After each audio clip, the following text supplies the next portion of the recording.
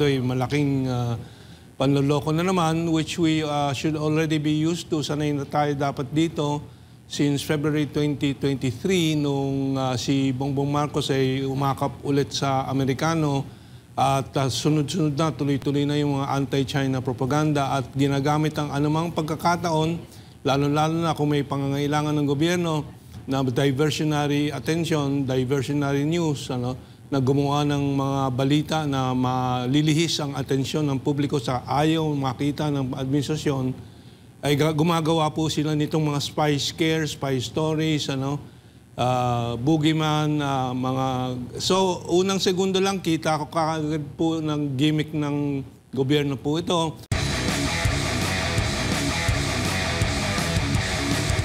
Sir, at ano ho ba yung masasabi mo dito sa Chinese national na inaresto ng NBI na inaakusahang spiya ng China?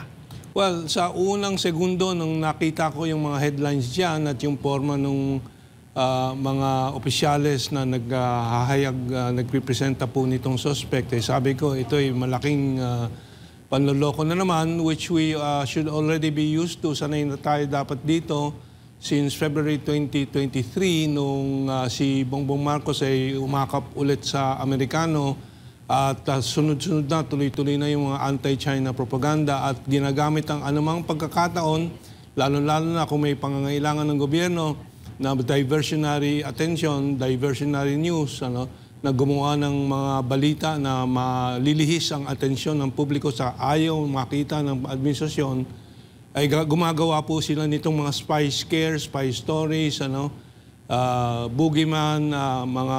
So, unang segundo lang, kita ko kagad po ng gimmick ng gobyerno po ito. Unfortunately, nagpapagamit sila General Browner and so on, but hindi tayo man nagugulat po dyan dahil ang ating military ay nagpapatuta sa Estados Unidos, Dahil yung sinasabing intelligence na ginagawa daw nitong suspect ay magagawa po ng mga satellites po. Libo-libo na po ang satellite kung China ang gagawa ng surveillance at itong mga intelligence work. Satellites lang po. They don't need. In fact, may mga drones din daw sinasabi sa karagatan. Fully automated na po lahat yan. Hindi na kailangan yung tao diyan sa kalsada, lansangan na magmamaneho. And also, in the very first minutes, nung pinakita po yung mga equipment, halata po at maraming nagte-text sa atin, nagpo-post sa Facebook na mga ordinaryong equipment yan, SMS booster, inverter, and so on. So, halatang-halata ka agad. Siyempre, yung general public hindi po nakikita po agad-agad yan, But from the very first seconds and minutes, malinaw po ito isang gawa-gawa lang po ng mga otoridad para malihis sa anong issue? Sa buy scam, budget scandal ng gobyerno, kung saan nagkakabulol-bulol ang mga senador, ang mga kongresista, ang Malacanang, si Bersamin, nireject daw yung anomalya yun, but later on, naghuhugas kamay na wala silang kinalaman dyan sa kapalpakan dyan sa Kongreso. Yun ang dahilan kung bakit gumawa ng storya bigla itong NBI. And I'm sure sa utos po ng PR operators po ng administrasyon using the anti-China scare na naman. So, mabuti naman po, lumabas na po lahat dahil at the very first hours of the so-called reports, may nakausap akong mga reporters sa print media, sabi nila hindi kami pinayagan magtanong sa suspect. So even that is already very questionable. Dahil in other criminal cases po, binubuksan yung floor para sa tanong sa suspect mula sa media. In this case, talagang hindi po pinayagan ng media na magtanong direkta doon sa mga suspect. But it's good now, it's all exposed, And nagulat ako, ang galing pala magtagalog yung misis nung suspect na si Deng, And so I think this is just an ordinary case of a Chinese national doing his job. In this case, ayon sa mga ulat, doing road mapping para sa smart car programs and so on. So ordinaryong activity lang po yan, which he has been doing for many, many years as an engineer. And he is not a PLA graduate. So, napakaraming kasinungalingan na nilabas itong mga nag-expose daw nitong suspect. Pero ngayon lumalabas po sila ang may mga kasalanan sa publiko at laban po sa freedom of information natin to get accurate information. In short, Prof, walang due process, kumbaga, ang natanggap nitong suspect. Yes, tama. Suspect, oo. Tama, narinig ko nga kay Attorney Topacio yung issue ng due process. But due process is already binasura na po nitong administrasyon na to. Nakikita natin sa Kongreso yung mga hearings, walang due process. Walang recognition of the fundamental Bill of Rights ng taong bayan. No? So this is not surprising. They will keep doing it again while this government continues to be there. Pero, Prof, yung relasyon natin bilang isang geopolitical analyst, paano ito makakaapekto naman sa relasyon natin sa China? Well, I think China has been continuously exercising its patience. Narinig natin po si Ambassador Huang Xilian, paulit-ulit niya sinasabi na despite all these tensions, China is willing to meet halfway, meaning magsalubong sa gitna sa anumang mga issue na nagiging problema or nagiging dahilan sa hidwaan sa pagitan ng China at ng Pilipinas. No? So, I think they also recognize that governments here come and go, but of course, they know in our Constitution, nakasaad po dyan, independent foreign policy. So, naghihintay lang po sila sa cycle na bumalik na naman po sa tulad nung panahon ni Presidente Duterte, independent foreign policy, kakalma na naman ang sitwasyon, which is already happening. Actually, ang DFA ay nakikipag-usap sa China sa bilateral consultation mechanism nung nakaraang linggo lang po sa Xiamen, China. So, naglalaro sa dalawang estilo ang approach ng gobyerno dito sa issue na to, and China will understand it and will continue to exercise patience. No? But one point to add is nakikita natin nag-iiba na naman ang ihip ng panahon dahil po si Presidente Trump sa Estados Unidos mukhang nagbabago na rin po ang kanyang perception and approach to China. Nung unang mga sinabi niya, 100% tariff laban sa China, ngayon down to 10%, and eager siya bumisita kaagad in the first 100 days sa China.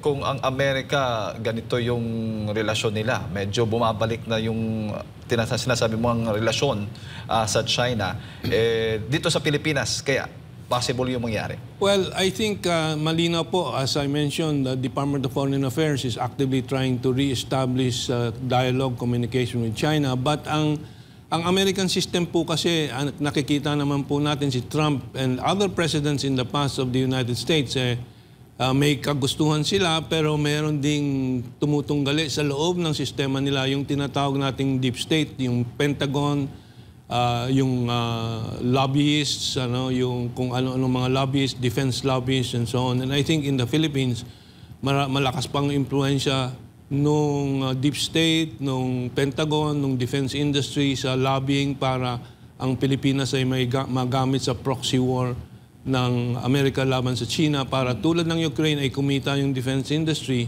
So may pressure pa rin po dito, but I think we can also see from the actions of new U.S. Defense Secretary Rubio, for example, in this case of the removal of the Typhoon missiles from Lawag, yan po at aming sinusubaybayan kung saan ililipat, hindi nag-aanunsyo pero natanggal na po. We have satellite pictures na tinanggal na po yung missile launchers, pati yung canopy na nagbububong po dyan and so on, sinakay sa large transport plane.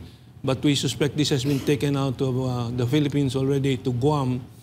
Batay po sa agreement ng pag-uusap ng China at ng Estados Unidos. So I think these are signs already that the major changes are coming. Bago ko lang ipasa kay Partner Admar, Prof, yung tugon ng China hinggil dito sa issue ng isang Chinese national umano na espiya nila? May tugon na ba sila? May mensahe na ba sila dito, statement? Well, I just read this morning that meron pong statement ng Chinese ministry na walang katotohanan yung spy allegations na yan. So I think malinaw naman po kung ito po ay may spy angle na totoo, ay hindi po makikialam ang China. They will keep a distance. But they're actively trying to help or assist this Chinese national. So I think that has made their position very clear. Kamentong, magandang umaga. Good morning. Yung mga OFW natin, mga overseas Filipinos, pag nagkagipit sa labas ng ating bansa, sa ibang bansa, kumbaga, lagi tayong nananawagan na agad tumulong yung mga embahada natin, yung konsulada natin, mapuntahan, mabigyan ng assistance. Pero dito po, sinasabi, kahapon nakapanayam ko si Teresita Angsi, ang sabi, hanggang kahapon, simula nang mahuli ito, ay hindi pa nakikita ng Chinese Embassy o ng konsulada. Gusto nga nila makasama kahapon yung mga kinatawan ng Chinese Embassy. Ngunit ang sabi, hindi pa sila, kumbaga doon sila sa DFA nakikipag-ugnayan at hindi pa sila nabibigyan ng clearance. Gaano ito kahalaga? Parang nakikita mo ba, parang ginigipit din sila na hindi makausap yung kanilang citizen? Well, tulad po nung aking nabanggit kanina sa mga reporters sa unang pagkakataon na sana ma-interview itong mga suspects so-called, ay hindi binigyan ng pagkakataon na ma-interview. Ito po ay sinustain po nila for a few days para lumipas po itong kontrobersya at magpalusot na naman itong NBI at itong AFP and so on dito sa gimmick na ginawa nila. Kasi as usual, itong mga black propaganda nila, trial by publicity, mag-i-impress lang sila sa publiko ng isang idea, tapos palilipasin nila hoping another issue will come up. But eventually, they will have to accede to the Chinese Embassy's request to interview these suspects, so-called, and things will be clarified. But the government will think that they have already diverted the issue to this spy story from the buy scam anomaly. Na-mention din nung nakausap na nila ito, itong si Deng, nakausap na ng asawa kasama si Teresita Angsi, nabanggit na nung unang part, yung nasa kamay pa siya ng NBI, hindi pa siya nilipat doon sa Bilibid, kasi nilipat na siya sa Bilibid na NBI detention facility. Nung hindi pa siya nililipat, tila tinatakot siya. Doon daw sa dalawang driver, mabilis lang daw yung question and answer portion. Tapos may pagsulat, nagtitake nun sila. Pero pagdating sa kanya, napansin niya na hindi ganun. Kumbaga kung hindi sang-ayon sa kanyang mga naging paliwanag, ginigipit at inuupakan pa raw. Yun yung narinig natin. And at the same time, nabanggit din na yung kanyang tinutuluyan din dito sa Metro Manila ay hinalughog din kahit walang search warrant. Kinuha daw yung kanyang marriage certificate, pati yung kanyang certificate kung saan siya nagtapos. Kinuha din, tapos ipinalabas na nag-graduate siya sa isang paaralan. Yun nga yung sinasabi na run by military doon sa China. At sinasabi nila na hindi naman daw po totoo yun. And in fact, ito palang si Deng, kabisado na, banggit mo, Tagalog, di ba, yung asawa. Kabisado rin ito magbisaya kasi taga Mindanao sila, taga Zamboanga sila, So, 10 taon na rin yan sila dito. So, kung totoo man ito, ay grabing pagmamalabis po ang ginawa dito, Kamentong. Yan nga, nabasa ko yung pahayag ng misis ni Deng, and yung nga, sinasalpak daw pagka yung sagot hindi sa kagustuhan na marinig ng mga nag-interview, interrogate sa kanya. Well, the Philippines is getting a very bad reputation not only with Chinese, na kung saan meron tayong daan-daan libong mga workers sa China, let us keep that in mind. But we are also getting a very, very bad reputation sa ASEAN dito sa mga nakikita po nila dito. Of course, they're very polite, they're quiet about it, This is a record that we still have to clean up, kasi we will recall going back sa mga tatlong napatay po ng ating Philippine Coast Guard sa mga enkwentro sa South China Sea tulad ng Taiwanese fishing boat captain in 2012 ba, 2013 noon. So all this behavior, and in this particular case, I have to call out, of course, the subservience to the Americans, kasi itong anti-China campaign, Amerikano po ang nasa likod po nito. And sunod-sunudan po ang ating security agencies po dito. And this is something that is a real problem for the Philippines. So may konsekwensya po yan pag hindi natin baguhin po itong sitwasyon na to. Because we have, as I said, workers in so many other countries, particularly also in China. Opo, and kasunod po nito, sir, nung naitanong ko rin kay Ma'am Teresita Angsi, nabanggit din niya na lahat ng mga existing, kahit na yung mga matagal na dito sa Pilipinas na mga nagtatrabaho, kasi meron ding tinatawag tayo, kung may OFW tayo, Kamentong, meron ding OCW, mga overseas Chinese workers dito po, talagang nababahala na sila, lalo na daw yung mga nasa BPO na sa mahabang panahon na dito na sila nagtatrabaho, nandun na yung mga pangamba kasi ang ginagawa daw ng mga authorities based sa kanilang mga reports na natatanggap, pinagtatatanong na kung sino ba, saan ba yung mga Chinese, saan ba sila nakatira dito sa mga condominium units na ito. So kumbaga nagmamasid na sila, nagmamapping na sila. Yun ang isa sa mga pangamba talaga nila na dapat na mahinto, parang na-weaponize, parang kagaya doon pala sa sa Amerika na pinahinto ni US President Donald Trump yung weaponization na Kamentong. Yes. Well, lumalala po talaga ang mga pangamba ng Chinese nationals dito sa Pilipinas. Marami po tayong nababalitaan na mga kidnapping din and mga threats na ganyan, and this will exacerbate, this will aggravate habang ang patakaran po ng pamahalaan ni BBM, ni Bongbong Marcos ay ganito po, na pinapayagan itong mga anti-China scare stories at yung pinapabayaan po yung mga elemento na tinatawag kong American proxy sa ating gobyerno na gumawa ng mga tensyon laban sa laban sa China and Chinese nationals. We have to keep in mind, and I always try to remind everybody that we continue to have very good people-to-people relations with China. We have many Chinese, Filipino teachers in China. We have at least 250,000 OFWs in Hong Kong.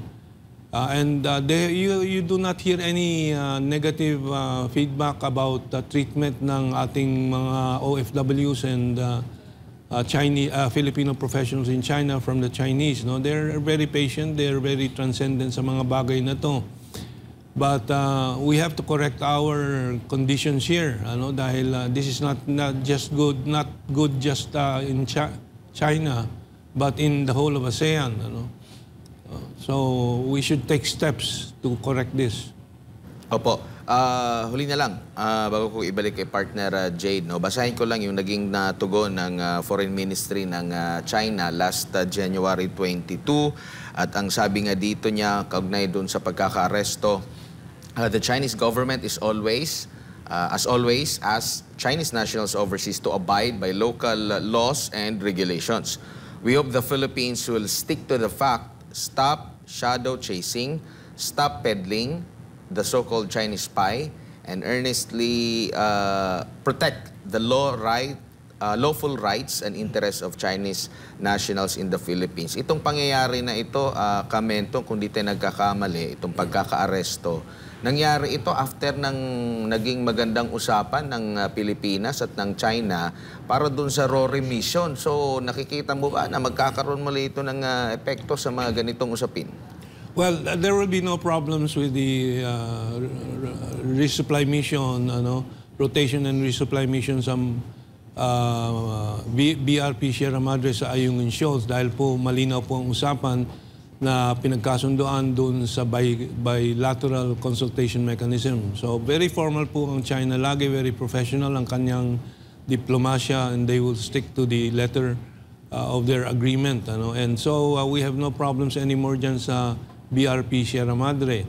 Unfortunately, yun na nga, yung iba't ibang mga proxy elements ng Amerikano sa ating gobyerno at yung mga corrupt politicians natin mismo, ginagamit pa rin po itong anti-China issue para sa kanilang mga diversionary tactics, para sa kanilang cover-ups, and well, thank you to SMNI for exposing all this kasi yung mainstream media hindi nakakatulong po dito sa pagpapaliwanag po nito. In fact, bahagi sila doon sa problema na panggagatong ng misunderstandings and tension and away. You know?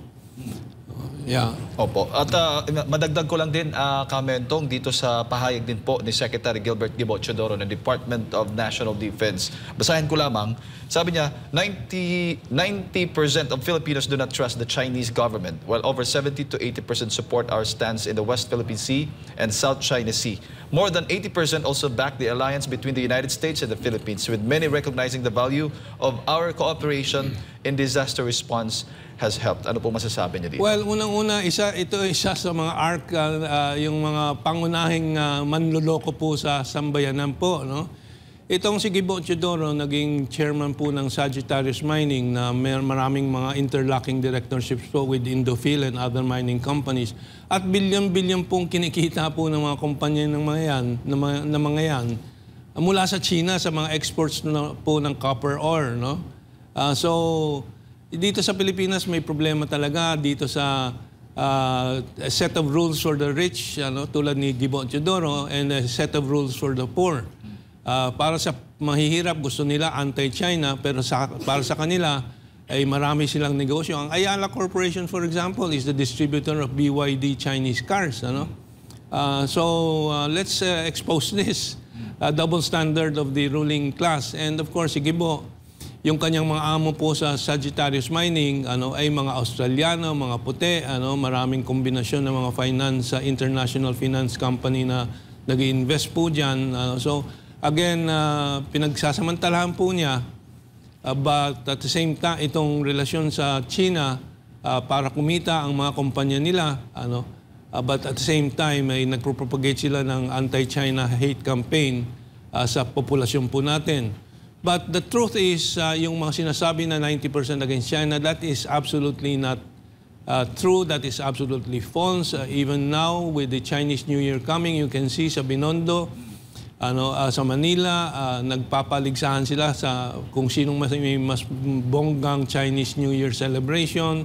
Sa Bacolod, I think they have another project para sa Chinese New Year celebration all over the country. Ang problema po sa survey na ginagawa na sponsored po ng mga Amerikano through the Center for Strategic and International Studies or yung kanilang Filipino counterpart, Stratbase, ay ang tanong, siyempre, yung sinusuportahan pa ninyo ang mga patakaran ng gobyerno ng Pilipinas sa South China Sea. Ano bang sasabihin ng isang mamamayang Pilipino kundi hindi, siyempre, susuporta sila. But I would like them to survey the question, gusto ba ninyo magkaroon ng 60-40 o 50-50 joint venture ang Pilipinas at China sa mga mabubungkal na mga yaman galing sa South China Sea? Sigurado po, very practical ng Filipino, siyempre kumita na tayo, mag-joint venture na tayo, pero hindi po tinatanong sa survey yan. So, yung mga survey po manipulado, and of course, Gibo Teodoro is quoting manipulated surveys, and that is also, again, very dishonest and deceptive of him. And we should not really trust itong mga sinasabi po nitong oligarch na si Gibo Teodoro na may double standard talaga po. Opo. Dagdag ko lang din sa kanyang pahayag dito, basahin ko lang din, China continues to use misinformation to distort the truth. When the Philippines seeks to strengthen its deterrent capability, they falsely label these actions as destabilizing, while they themselves possess a large nuclear arsenal and ballistic capabilities. Much of their military strength remains hidden as China operates in secrecy. We remain committed to defending our nation's security and exposing these false narratives. Well, sa 1,000 taong kasaysayan po ng ugnayan ng Pilipinas at ng China, Pilipino at Chino, ni minsan po walang tangkang magsalakay at mag-okupa ng Pilipinas ang China. That is of course a different story when it comes to the United States. They cheated the Filipino people of a victory against Spain and became the new colonial master. At nagpapatuloy po yung tinatawag na neo-colonialism up to this time. Si Marcos Sr. po pinatalsik na by 1991-92 yung US military bases sa kanyang pagpapaiksi ng 99-year lease to 25-year lease ng US military bases. At napatalsik po natin in 1991 with the Philippine Senate led by Salonga, Estrada, Coseteng, and so on. Pero itong lahat po ay pinilit na ibalik po itong mga base militar. And let's quote two Americans, one president, si Jimmy Carter. The most warlike country in history is the United States of America. Sariling bansa po niya, sinasabi niya. And sabi niya, ang China since 1975 has not had any single war po. And pangalawang i-quote kong Amerikano, sabi si Henry Kissinger, State Secretary under Nixon, na siyang naglikha ng peace and formal ties with China under Nixon. Anong sabi ni Henry Kissinger? To be an enemy of America is dangerous. But to be a friend and ally of America is fatal. Nakakamatay. And nakita na po natin yung mga ally and friend of America, Afghanistan, wasak. Ukraine, wasak. Vietnam, nakapag-rebuild lang nung nasipa na nilang Amerikano. Ang South Korea, up to today, nagkakagulo po. So we are, Bongbong Marcos made us an ally, so-called, of America again. And nakita po natin sa mapayapa at nagkakaisang bansa sa panahon ni Duterte, bigla pong nagkawatak-watak na po tayo. May anti-BBM, anti-DDS, may ganito, ganon. Iyan po lahat ang Amerikano po ang nagsisindi ng kaguluhan po dito sa atin para tayo manatiling dependent po sa kanila at madali po nilang i-control. Tulad ng nakakita na natin dito sa mga ginagawa ng NBI, kung sino-sino, ng Kongreso, lahat po yan. Nanggagaling po sa destabilisasyon ng Amerikano. Huli na lang, Ka Herman, Yes. dito Kamentong, dito po sa plano din ng Amerika na patigilin halos lahat ng kanilang foreign aid sa iba't ibang bansa. Gaano ito? Malaki bang epekto nito sa ating bansa? Well, nakita po natin, nagkakataranta na po yung mga American proxy boys po dito sa bansa po natin. Nagpipilit po sila na to boost their own confidence na walang magbabago, but things will change. Ang Amerika naman po finally humaharap po sa sariling mga hamon at problema sa loob ng bansa po nila. $37 trillion na utang po nila. $1 trilyong kada 3 buwan na dadagdag po dyan sa utang na yan. Yung interest payments po nila, ganyan din po, 1 trilyon isang taon na magiging 2 trilyon isang taon. Very soon, mas malaki pa po sa defense budget po nila. That is why Trump won. Dahil po a-address po niya muna ang mga problema ng Amerikano. And this utang po ng Amerika, financial crisis ng Amerika, ay mapipilitan po talagang mag-withdraw ang Amerika sa maraming mga unnecessary commitments nila, lalo-lalo na military and defense sa mga so-called allies po nila. And that will certainly force changes in Philippine-American relations. Yan, siguro. Kamentong, mensahe po ninyo. Huling mensahe po ninyo para sa ating mga kababayang nanonood po sa mga oras na ito. Well, siguro very opportune po na i-plug natin po yung mga kandidato sa Senado tulad ni candidates Kibuloy na pwede pong magdala po ng katwiran, makabalik po ng katwiran sa loob ng Senado po natin, makatulong po sa pagbabalik po ng independent foreign policy dahil ang ugat po talaga ng problema po natin ay ang impluensya po at tanikala ng Amerikano sa bayan po natin. So, tulungan po natin ang mga kandidato tulad nila Marcoleta, nila Vic Rodriguez at iba pa na pwedeng lumaban po para sa totoong independent foreign policy po ng bansa.